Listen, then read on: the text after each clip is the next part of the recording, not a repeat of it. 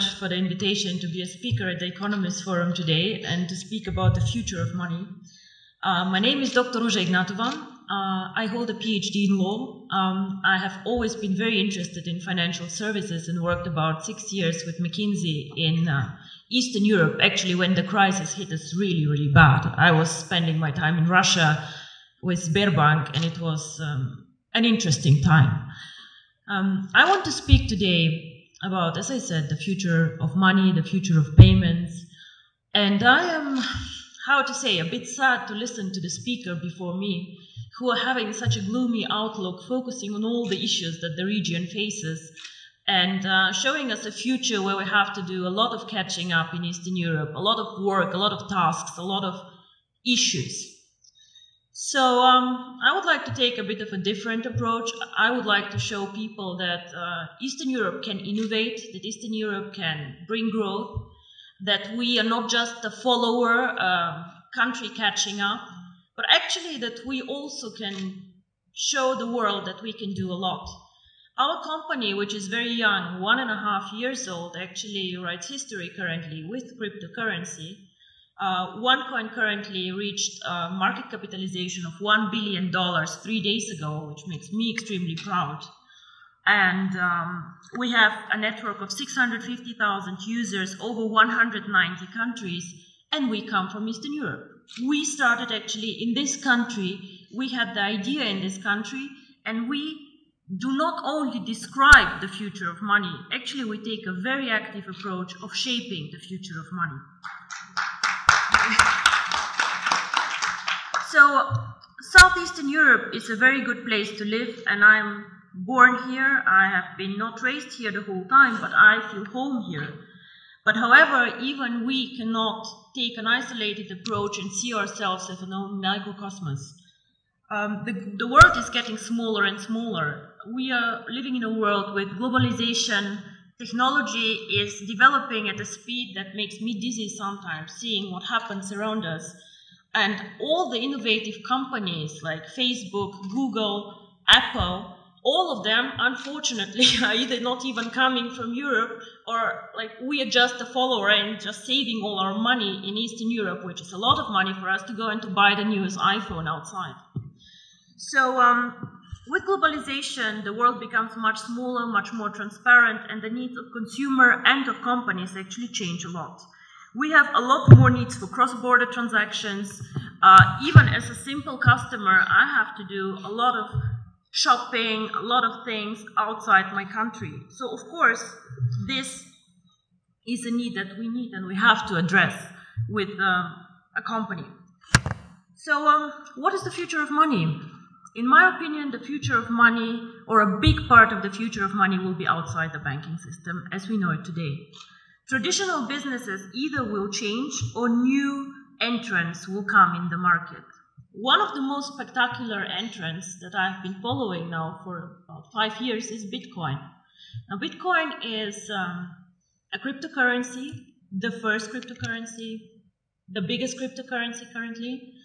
And these people who created Bitcoin, nobody officially knows who they are, have my fullest respect for the innovation, disruption, and value creation that they actually did to the financial market.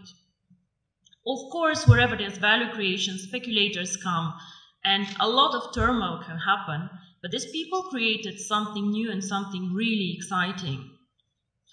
Bitcoin and the blockchain technology, which makes financial services independent from governments, independent from regulators even, and independent from banks as we know them, already starts changing the world we live in. However, Bitcoin until now and the more sophisticated cryptocurrencies have been a payment system, an investment system for the either very sophisticated people out there with a very, very solid IT background, for the smart ones, or for the elite who has a lot of money and diversifies their portfolio with a new exotic investment like Bitcoins. The market is still not very big, with a market capitalization fluctuating between 2 and 3 billion, transactions happening every day about 200 million euro. So we still have a lot of potential to grow in the cryptocurrency market, but we see a start. So We have been, or are we still an emerging market? I'm not sure what is politically correct to say, but emerging markets are out there. And we can speak about Latin America, we can speak about Asia, we can speak about Africa, extremely interesting market actually, which is like catching up now. And we can speak about also the small Asian countries. In all these countries, we have an issue that we also had here actually, a lot of people who are underbanked, unbanked, or just forgotten by the big players. Why? Because they're poor, because they have needs that are not that interesting in the transactions, or simply because some of these people do not have proper documents. I have been in countries where people, every one of them has a smartphone, but has no proper ID card. So how do these people bank? I have been in Singapore and seeing Indian people working very, very hard to support families in India. How do these people send money to their families and to their loved ones? Remittance business in Dubai, all the Filipinos working there and pushing economy. What do these people do? What they do is they either go to a bank to do foreign exchange, they go to a Western Union outlet, and they pay high fees. Because why? We as a financial sector charge always most the ones who are the poorest, who are like the ones with the needs that nobody else can serve. If you're an affluent customer, if you have a lot of money, the banks will fight for you. They'll give you cards for free. They'll do their best to make you happy. But the people out there, the mass customers, the ones who actually change the world, the ones who are working for economy, these people are underserved, underbanked, and I believe that cryptocurrency can change their life. And not only me, actually, I think Bill Gates believed the same and said that cryptocurrency can make a huge difference for emerging markets. So, what is really the future of money? I believe that if cryptocurrency is spread out there to the mass market, to people who can be made understand cryptocurrency, and as you say, cryptocurrency sounds very, very complicated, hidden, complex. Can I do it? If we manage to make cryptocurrency actually accessible to people out there who are smart enough to understand a smartphone, who are smart enough to move and to work in an Asian country, if we make it simple, we can become actually the next mass phenomenon, like Google, like Facebook, become a network of active users. Until now, cryptocurrency did not make the leap, in my opinion, because it is not user-friendly, because it's not easy to use for the mass market, and because people perceive it as very difficult. So the person or the company who makes it actually to make cryptocurrency easy to use, accessible in the markets that need it, and this is not the US, gentlemen, this is the emerging markets where people want to work with it, to use it.